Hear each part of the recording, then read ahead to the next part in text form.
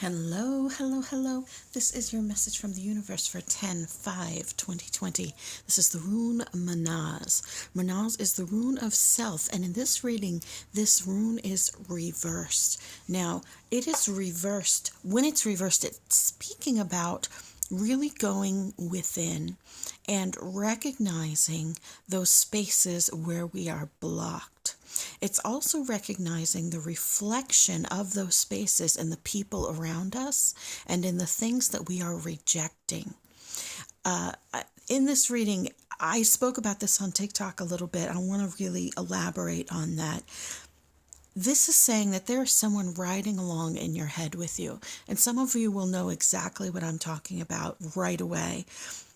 This is Three of Cups is for more than one person, for threesome. Sometimes it's about, if you're in a relationship, an extra person. Sometimes it's about collaboration. In this reading, it's really talking about the voices in your head. And I don't mean that in a disrespectful kind of mental health way. I mean that as the narratives that we hear, the voices that we hear telling us we're not good enough or cheering us on. What do those voices in your head say to you, and who do they sound like? And this is what's going to be key. You're really going to need to dig into this. Some of you will know right away. Often our voice has a foundation. It has a root in an experience that we had in our actual life. The Six of Cups talks about people from our past. And in this direction, it talks about playful. In this direction, not so much. So I really want you to pay attention the next time that voice rises up to see what it sounds like, who it sounds like. It is a reflection of the pain that we are carrying. And don't be worried about this thing having 10 wands. The 10 wands talk about you're at the end of the cycle. You're ready to put down the burdens that you have been carrying for such a long time. So this is really like a huge transitional thing, which is so exciting because it's really talking about not being stuck in the middle of it, but kind of like flirting around the edges of being able to let go of this stuff.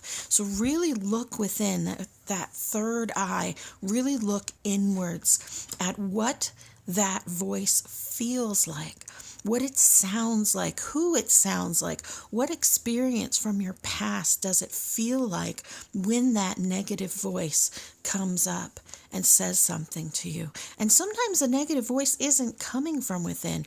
Oftentimes in our actual life, we are surrounded by people who naysay us, who are rude to us, who cut us down.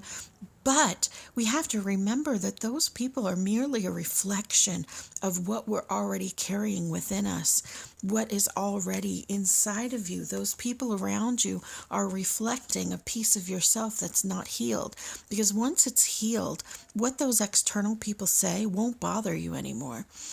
I'm sure that in your lifetime that there are some people that when they say shit to you, that you just let it roll off and it doesn't bother you in the slightest. That's because it's not hitting a nerve. It's not hitting a trigger. It's not engaging with you in the same way because those people don't matter, right? Who cares what those people say?